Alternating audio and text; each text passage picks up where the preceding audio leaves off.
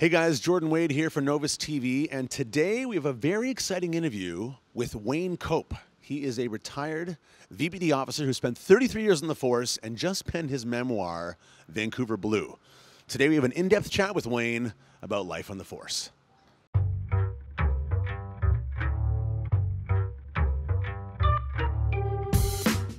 "30 years in the force, and now you've penned a memoir entitled Vancouver Blue.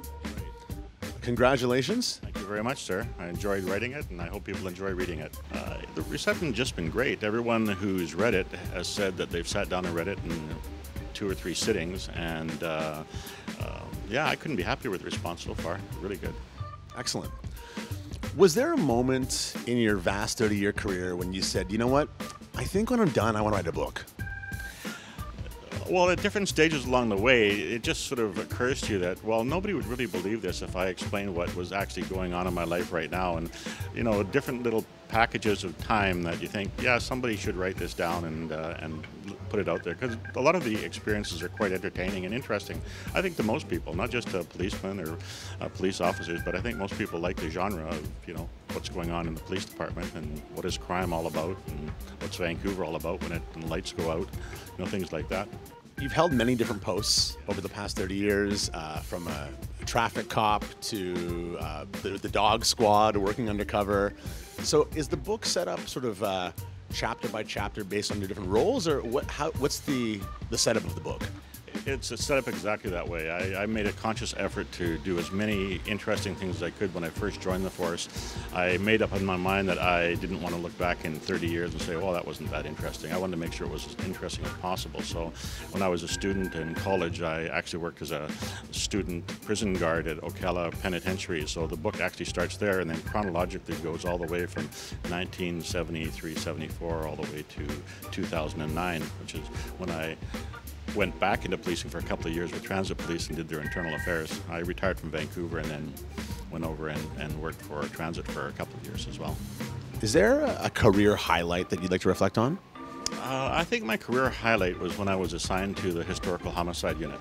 I was there for about 5.5 years as an investigative sergeant in charge of a team of 5 people. And what happened was our identification unit in Vancouver came back with a hit on an old case, a cold case, and that cold case was 22 years old. And what happened was a double murder in Vancouver. A man and a woman were murdered in a boarding house in the east end of Vancouver. And the murderer posed her with an umbrella, holding an umbrella. And beside her was a magazine with a centerfold open and a model with an umbrella. So that was called the centerfold murders. The only evidence of any value whatsoever was a fingerprint left on a pop bottle that was lying on the floor of the van, which may or may not have been the suspects. So 20 years later, our identification unit comes back with a hit on the fingerprinting. There's a guy associated to it. So that person was living in Alberta at the time. So I took that case myself and did a background check on him to find out, you know, what his story is now, what he's doing now, all that kind of stuff. After about 4 months, I was fairly certain that he was in Vancouver at the time of the murders. So I coordinated the RCMP undercover unit, and they did their classic Mr. Biggs thing where the crook is brought into the criminal empire. At the end of a 4-month project, he confesses to the whole thing. And we took it to court. He was found guilty and he got 2 life sentences for it. So that was my most interesting and most significant case, I think.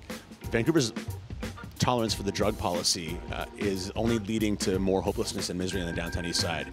Can you expound on that point a little bit, please? Yeah, first of all, I'll start by saying I'm not talking about marijuana and I'm not talking about what are commonly called soft drugs, which aren't, but I'm not going to discuss those. What I'm talking about is heroin use in the downtown east side and the devastation and destruction that it causes down there, okay? So if we accept that it's a problem down there, then what do we do about it? And our response has been our courts has been very lax in terms of taking any action against them. And if that's the thing that the attitude you want to adopt as a country, then it might be all right. It's just something you've decided to do. The problem is that Vancouver and the West Coast have adopted a lax attitude towards heroin addiction and taking measures against it, where the rest of the country doesn't do that. Like the rest of the country, if you get caught with heroin in a syringe, there's a chance you're going to go to jail. And that's not going to happen in Vancouver. So my belief is that people are drawn to Vancouver, not just because of the great weather, but because they know that you come here and we've got a society that says you can shoot up in a clean facility, there won't be any police response to it, and it's just an open tolerance of drug abuse that I really don't support. Were you involved at all in the 1994 or the 2011 Stanley Cup riots? I was at ground zero for the 1994 one. Jim Chu actually was standing about 20 feet from me when all the bricks were flying back and forth. It started with some guy climbing across the telephone wire or something, didn't it? There was a guy that climbed across the telephone wires, and they were climbing up on the poles, and the tear gas was flying back and forth, and the windows were all blown out, and I thought it looked like the Civil War in Beirut when I was walking around there. The thing different between that one and the one that just happened was in 1994, everybody knew there was going to be a riot. I don't know, just the word was on the street. Like I was supposed to be on annual leave at the time, and my wife told me, she said, well, everyone knows there's going to be a riot. You're never going to forgive yourself if you don't book back on duty and go down there. So I actually booked back on duty and went down there to see if I could help deal with the situation. Now, the most recent one, that was completely, I don't think anybody had any idea that there was going to be a riot at that point. I mean, all the signs were not there, whereas years before the signs were there. So there you have it. Thanks so much to Wayne for delving into some of his more difficult and dynamic experiences, and you can read more about it in his book, Vancouver Blue. And for Novus TV, I'm Jordan Wade.